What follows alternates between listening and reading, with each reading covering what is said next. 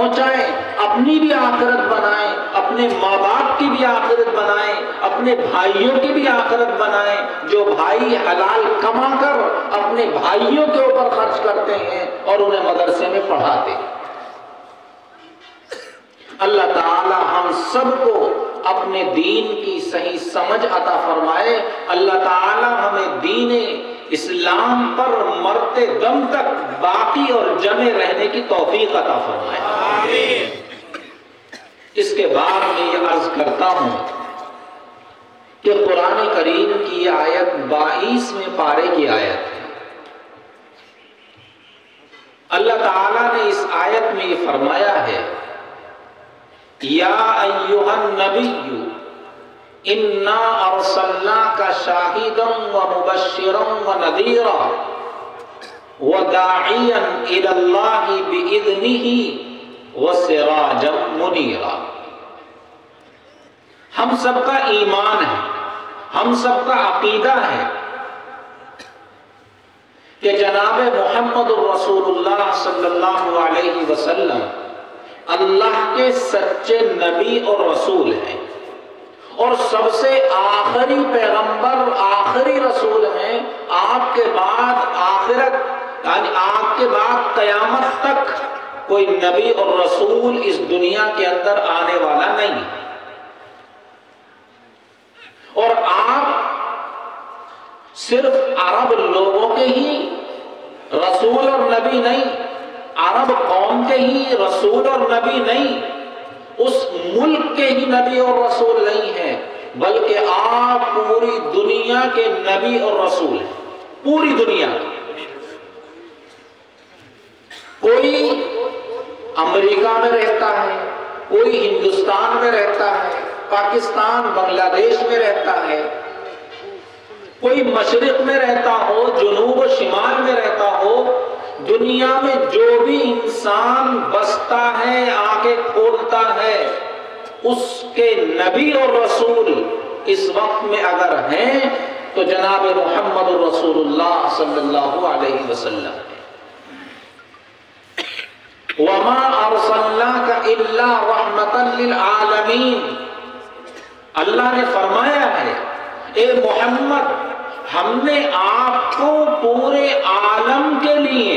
پوری کائنات کے لیے رحمت بنا کر بھیجا ہے۔ جیسے اللہ رب العزت سارے عالم کا رب ہے، پالن ہار ہے، روزی روٹی دینے والا ہے، رزق دینے والا ہے، ایسے ہی اللہ کے نبی جناب محمد رسول اللہ صلی اللہ علیہ وسلم پورے عالم کے نبی اور رسول ہیں، کسی ایک علاقے کے نہیں ہیں، کسی ایک زبان والے کے نہیں ہیں، کسی خاص قوم اور کمیونٹی کے نبی اور رسول نہیں ہیں۔ آپ کو اللہ نے دنیا کے ہر طبقے کے لیے نبی رحمت بنا کر بھیجا ہے، اور آپ کی نبوت اور رحمت کا فائدہ دنیا کے ہر انسان کو ملا ہے۔ اللہ نے قرآن کریم کی اس آیت میں اپنے نبی جناب محمد الرسول اللہ صلی اللہ علیہ وسلم کے 5 اوصاف بیان فرمائے ہیں، 5 خوبیاں بیان فرمائی ہیں اللہ کے نبی کی۔ یوں فرمایا کہ سب سے پہلی صفت اللہ کے نبی کی یہ ہے، سب سے پہلی خوبی اللہ کے نبی کی یہ ہے کہ اللہ نے آپ کو شاہد بنا کر بھیجا ہے۔ یہ عربی کا لفظ ہے شاہد۔ شاہد کسے کہتے ہیں؟ اس کی تفسیر ملتی ہے ہمیں بخاری شریف کی ایک حدیث میں۔ بخاری شریف کی حدیث یہ ہے کہ جب قیامت کا میدان لگے گا، اللہ تعالیٰ قوموں کو اکٹھا کریں گے، تمام قوموں کو جمع کریں گے۔ انہی قوموں میں ایک قوم حضرت نوح علیہ السلام کی بھی ہوگی۔ حضرت نوح علیہ السلام کی قوم کو حضرت نوح علیہ السلام کے سامنے پیش کیا جائے گا۔ حضرت نوح فرمائیں گے اے اللہ رب العالمین، میں نے اپنی اس قوم کو 950 سال تک دین کی دعوت دی، کلمہ توحید کی طرف بلایا، لا الہ الا اللہ کی دعوت دیتا رہا، لیکن میری یہ قوم مجھ پر ایمان نہیں لائی۔ جب حضرت نوح اپنی قوم کے بارے میں یہ کہیں گے تو حضرت نوح علیہ السلام کی قوم جھٹلا دے گی اور یہ کہے گی اے اللہ، نوح جھوٹ بولتے ہیں، نوح نے ہمیں دعوت نہیں دی ہے، نوح غلط بیانی کر رہے ہیں۔ اب حضرت نوح علیہ السلام سے اللہ فرمائے گا تمہاری قوم تو تمہیں جھٹلا رہی ہے کہ تم نے 950 سال تک اپنی قوم کو دین کی دعوت دی، تم اپنی بات پر گواہ پیش کرو۔ تو حضرت نوح علیہ السلام گواہی کے لیے اس کائنات میں حضرت آدم سے لے کر اور قیامت تک آنے والی انسانیت کے آخری فرد تک سب سے بڑی قوم اور سب سے بڑی کمیونٹی جو ہوگی وہ امت محمدیہ ہوگی۔ آپ کی امت سے بڑی قوم کوئی دنیا کے اندر نہیں ہوگی۔ حضرت نوح علیہ السلام اپنی گواہی کے لیے اس امت محمدیہ کو، جس میں آپ بیٹھے ہیں اور ہم ہیں، یاد رکھیے اللہ کے نبی کی بات برحق ہوتی ہے، ذہن کے اندر بٹھا لیجئے، آپ میں سے ہر فرد کو حضرت نوح کے بارے میں گواہی دینی۔ آپ نے کلمہ پڑھا ہے، آپ امت محمدیہ میں ہیں، آپ گواہی دیں گے حضرت نوح علیہ السلام کے بارے میں۔ حضرت نوح علیہ السلام اس امت محمدیہ کو اللہ کے سامنے پیش کریں گے اور یہ پوری کی پوری امت محمدیہ، سارے ایمان والے، سارے مسلمان، چاہے وہ انگریز ہو، چاہے وہ یعنی انگریزی زبان جاننے والا ہو، فرانسیسی جاننے والا ہو، عربی جاننے والا ہو، ہندی جاننے والا ہو، اردو جاننے والا ہو، بنگلہ جاننے والا ہو، اور بھی جتنی زبانیں ہیں، سارے مسلمان اکٹھے ہوں گے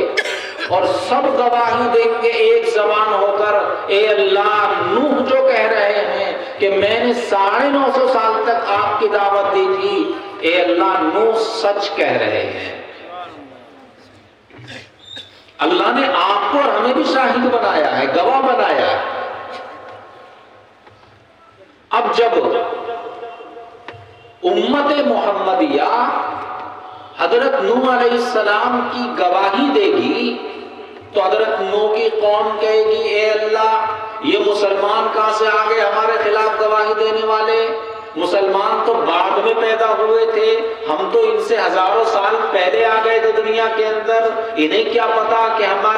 ہم کو دعوت دی تھی حضرت نوح نے کہ دعوت نہیں دی تھی؟ تو اللہ فرمائے گا اے امت محمدیہ، بتاؤ تم کیسے کہہ رہے ہو کہ حضرت نوح نے 950 سال تک دعوت دی اپنی قوم کو؟ تو اس وقت میں سارے مسلمان اکٹھے ہو کر یہ کہیں گے اے اللہ، ہمیں تو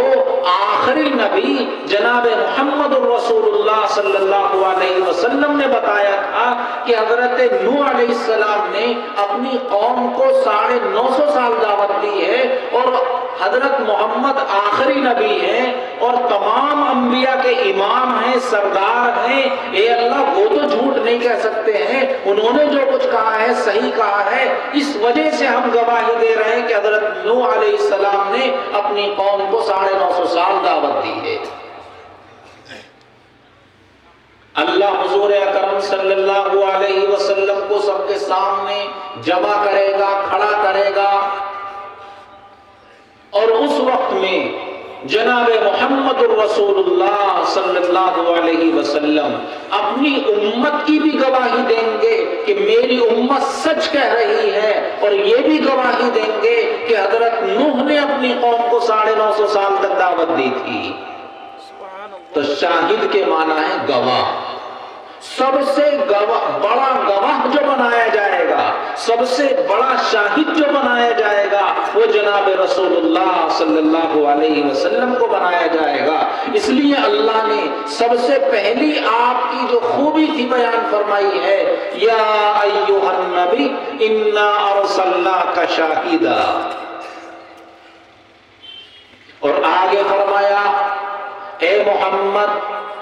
ہم نے آپ کو خوشخبری سنانے والا، اچھی خبر سنانے والا بنا کر بھیجا ہے۔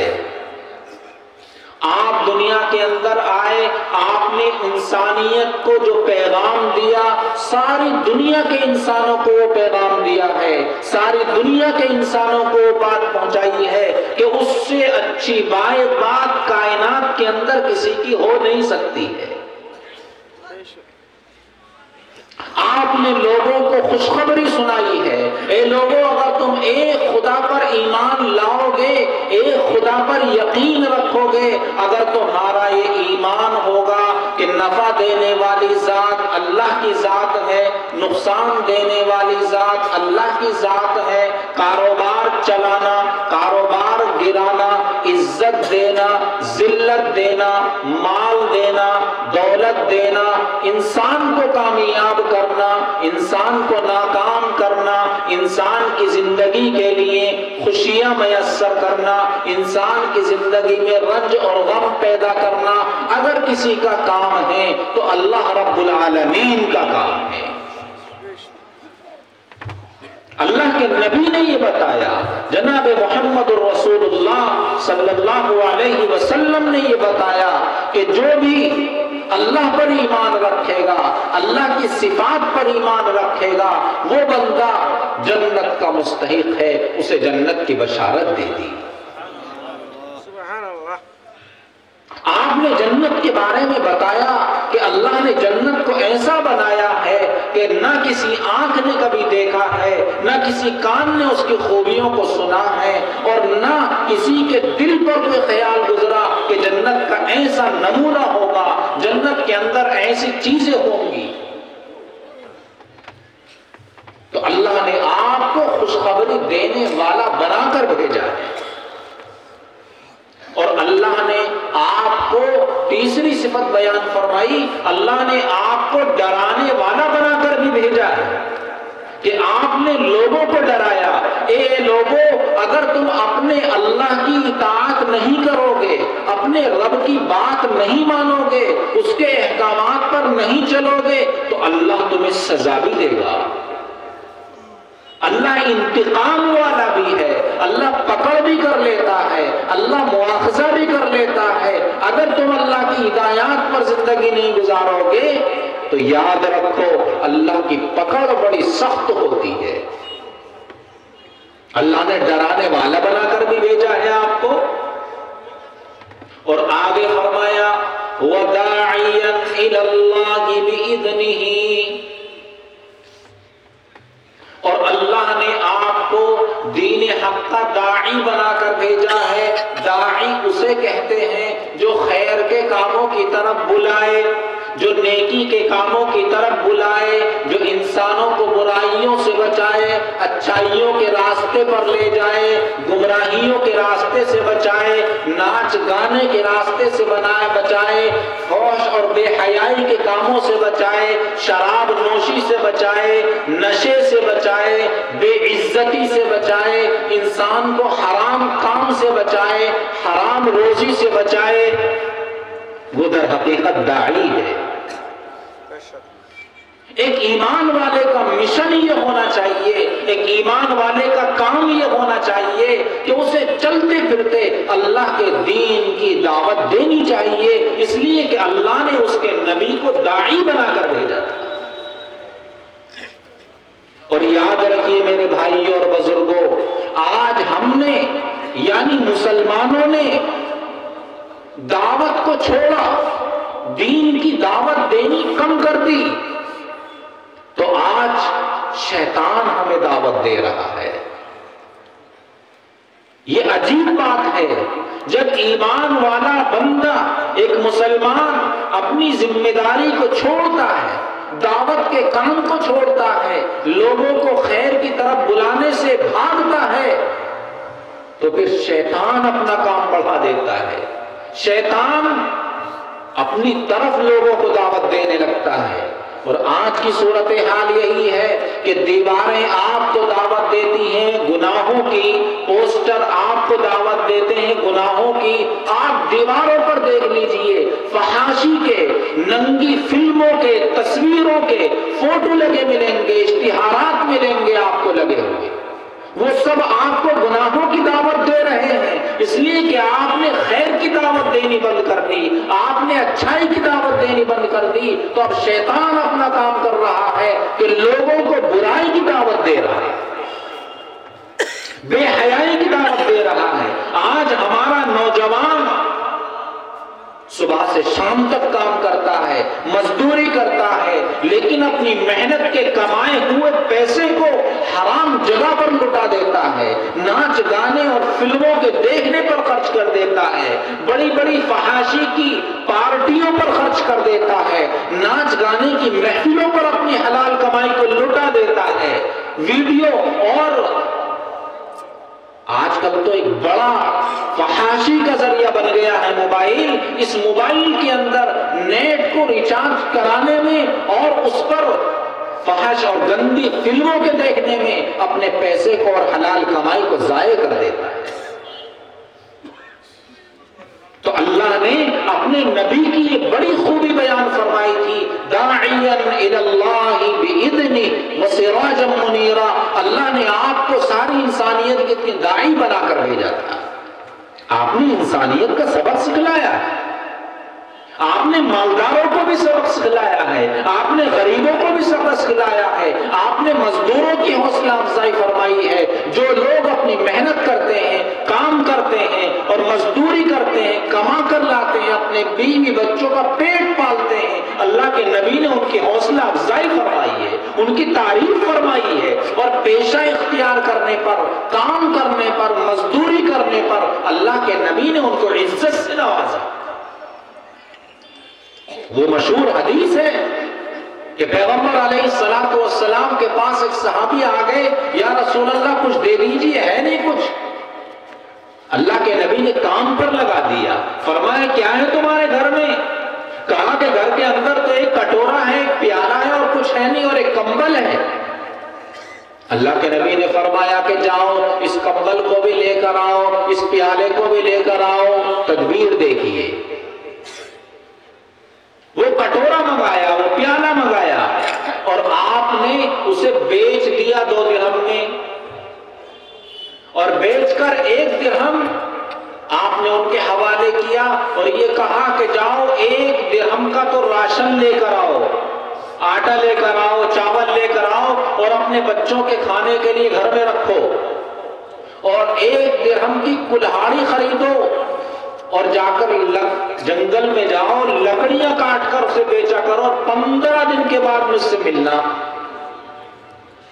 وہ صحابی اب 15 دن کے بعد آتے ہیں، اللہ کے نبی فرماتے ہیں کیا کما کر لائے 15 دن میں؟ کہنے لگے یا رسول اللہ 10 درہم کمائے 15 دن میں۔ 10 درہم بہت بڑی رقم تھی۔ آپ نے فرمایا یہ دیکھو، محنت سے جو تم نے 10 درہم کمائے ہیں، یہ اس مال سے بہتر ہے جو مال تم مانگ کر جمع کرتے۔ اللہ کے رسول نے کام ان کو دے دیا، ان کی حوصلہ افزائی فرمائی، اور اللہ کے رسول نے مالداروں کو بھی لائن پر لگایا، ان کو ہدایت دی کہ اپنے مال میں سے زکوٰۃ نکالا کریں، غریبوں پر خرچ کیا کریں، ان کے اوپر پابندی لگا دی کہ شراب نوشی پر اپنا پیسہ ضائع مت کرو، ان کے اوپر پابندی لگا دی کہ فضول خرچی مت کرو، ان المبذرین کانوا اخوان الشیاطین، جو بھی زیادہ خرچ کرے گا، فضول خرچی کرے گا، وہ شیطان کا بھائی بنے گا۔ ان کو سیدھے راستے پر لگایا کہ اپنا پیسہ حلال جگہ پر لگاؤ، اپنا پیسہ اپنے بیوی بچوں کی تربیت پہ لگاؤ، اپنا پیسہ اپنے بچوں کی تعلیم پر خرچ کرو۔ یہ فرمایا پیغمبر علیہ السلام نے، انسان کے پاس جو 1 روپیہ ہوتا ہے، وہ 1 روپیہ اس کا سب سے زیادہ حقدار اگر کوئی ہوتا ہے خود انسان ہوتا ہے۔ اپنے کمائے ہوئے پیسے کا سب سے زیادہ حقدار اگر ہے تو خود وہ انسان ہے جو کما کر لا رہا ہے۔ اس کے بعد اس کے بیوی بچے اس پیسے کے زیادہ حقدار ہیں۔ آپ نے یہ بتایا کہ جو پیسہ تم کماتے ہو، اس پیسے کی زیادہ حقدار تمہارا عیش نہیں ہے، تمہارا فضول خرچی کرنا نہیں ہے، تمہارا شراب نوشی کرنا نہیں ہے، تمہارا بے حیائی کے کام کرنا نہیں ہے، بلکہ اس پیسے کو اپنی ذات پر خرچ کرو، اپنے کھانے پینے پر خرچ کرو، اپنے بیوی بچوں پر خرچ کرو، اپنے بچوں کی تعلیم پر خرچ کرو۔ تعلیم ایک ایسی چیز ہے، آدمی آدھی روٹی کھا لے اور آدھی روٹی کھا کر اپنے بچوں کی تعلیم دلا دے۔ اگر یہ بچے تعلیم یافتہ ہوں گے، ان کے پاس علم ہوگا، دین کا علم ہوگا، دنیا کا علم ہوگا، تو یہ عزت کے ساتھ زندگی گزاریں گے۔ اور اگر آپ نے اپنے بچوں کو نہیں پڑھایا، نہیں لکھایا، تو انہیں ذلت اور رسوائی کا سامنا کرنا پڑے گا۔ میں تو کہتا ہوں آپ اپنے بچوں کو ہنر مند بنائیے، اپنے بچوں کو اعلیٰ تعلیم دلائیے، آپ کے بچوں کے پاس میں علم ہونا چاہیے۔ آپ اپنے بچوں کو مزدور مت بنائیے، خالی آپ اپنے بچوں کو نوکر مت بنائیے، ان کے پاس اعلیٰ تعلیم ہو اور وہ اس درجے کے ہو جائیں کہ ان کے پاس کام کرنے والے دوسرے لوگ ہیں، وہ خود نوکر نہ ہو، وہ اپنے پاس دوسروں کو روزگار دینے والے بنے۔ جو مالدار ہیں ان مالداروں کو چاہیے کہ وہ کمپنیاں کھولیں، وہ کارخانے کھولیں، اپنے کارخانوں میں غریبوں کو مزدوری دیں، غریبوں کو نوکریاں دیں۔ یہ تو اللہ کے نبی کی تعلیم تھی۔ اور پھر آخر میں جو اللہ تعالیٰ نے اس آیت پاک کے اندر فرمایا ہے جناب محمد رسول اللہ صلی اللہ علیہ وسلم کے سلسلے میں، وہ یہ بیان فرمایا وَسِرَاجًا مُنِيرًا، اللہ تعالیٰ نے آپ کو روشنی کرنے والا چراغ بنا کر بھیجا ہے۔ بھئی چراغ تو جانتے ہیں، اللہ نے اپنے نبی کو چراغ کہا، سورج نہیں کہا، شمس نہیں کہا۔